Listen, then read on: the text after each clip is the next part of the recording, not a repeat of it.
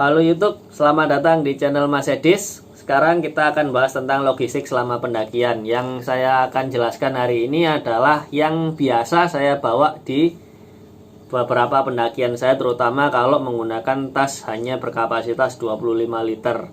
Jadi kalau biasanya kita akan lihat teman-teman pendaki yang lain itu minimal 40 liter, ada yang 60 liter, bahkan ada yang 90 liter tas carrier-nya.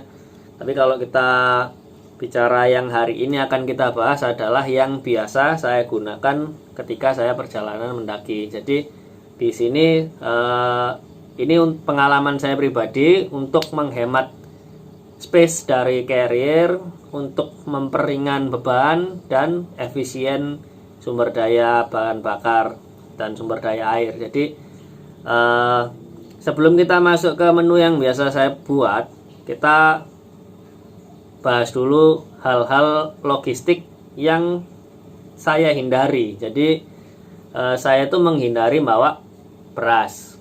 Jadi kenapa kok saya hindari bawa beras? Karena beras itu satu, packingnya besar, menuin tempat, karena biasanya harus kreseknya sendiri berapa kilo berapa, dan itu lumayan berat juga.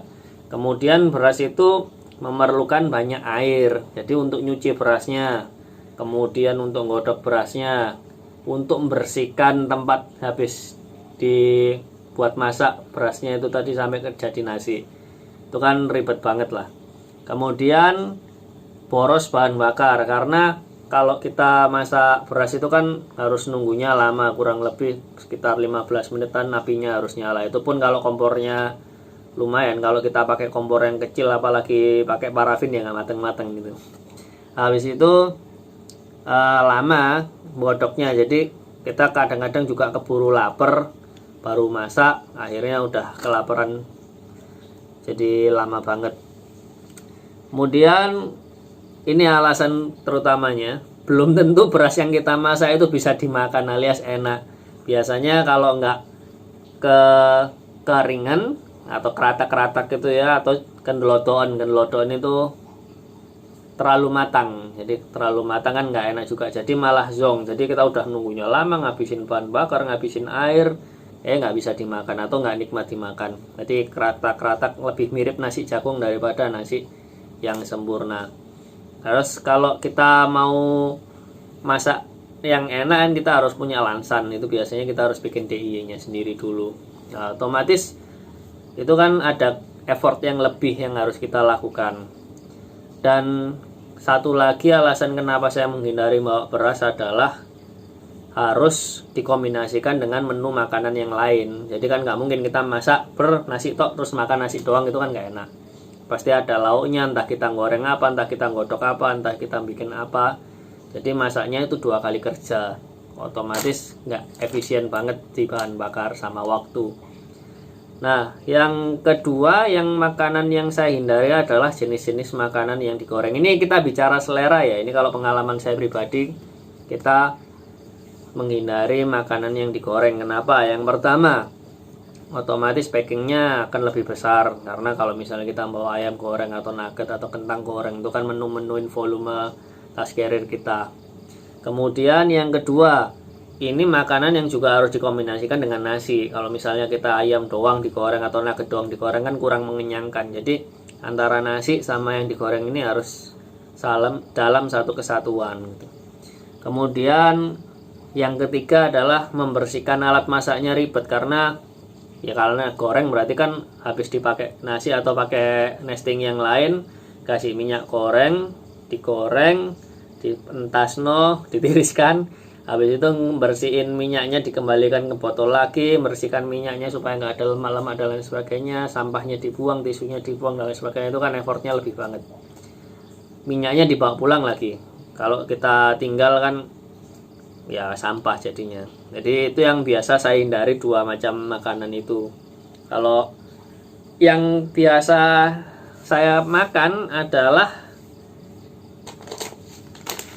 ini, cracker oats, kemudian dikombinasikan sama susu Z coklat. Ini bisa susu apa aja ya, tergantung Anda seleranya kayak gimana. Kalau saya sih rekomennya susu Z coklat, karena setelah kita teliti kandungan gizinya, kalorinya di antara susu-susu sasetan lain, susu si coklat ini yang paling tinggi selama ini yang pernah saya tahu. Kemudian ada Snickers. Snickers ini bisa di Indomaret, ini yang isi 2. Nanti saya jelaskan bagaimana pengaturan menunya ala saya tentunya. Kemudian ada keju parut, ada Nutrijel, ada madu atau susu KNTL manis.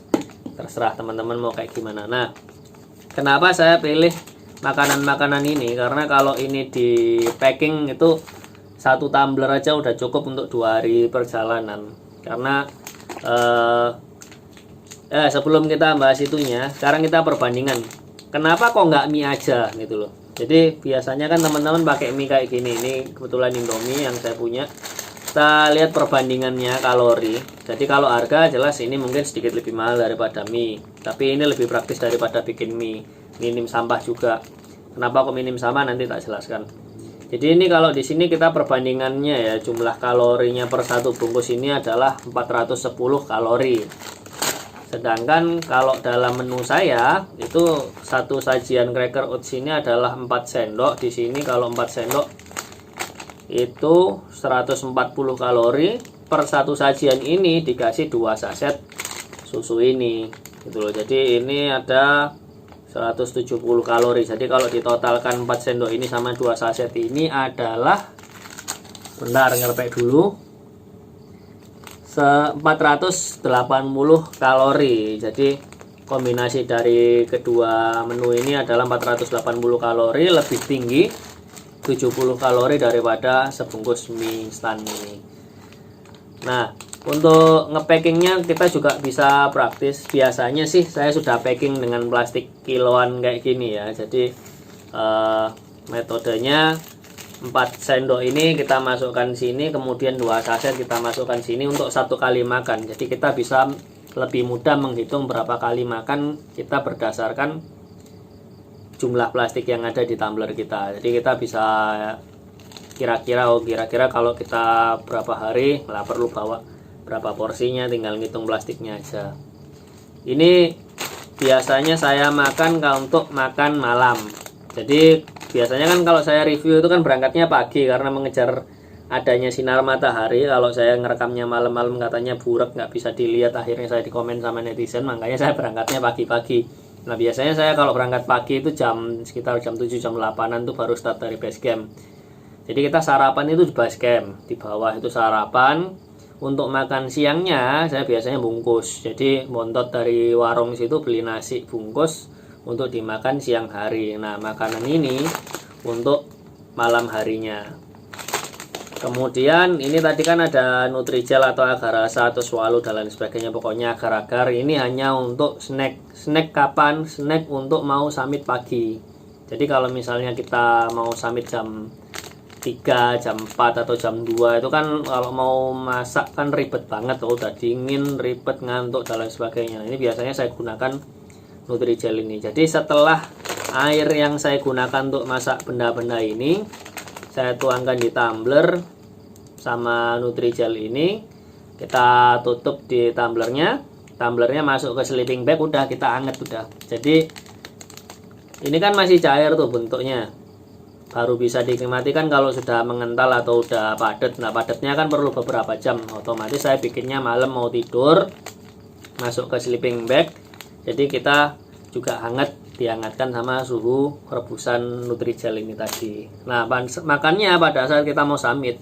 Nah ini kan kalau Nutrijel biasa kan nggak enak, kita kasih topping. Kalau saya biasanya keju cheddar ini yang parut, ya dikremusi sih sebenarnya, bukan diparut.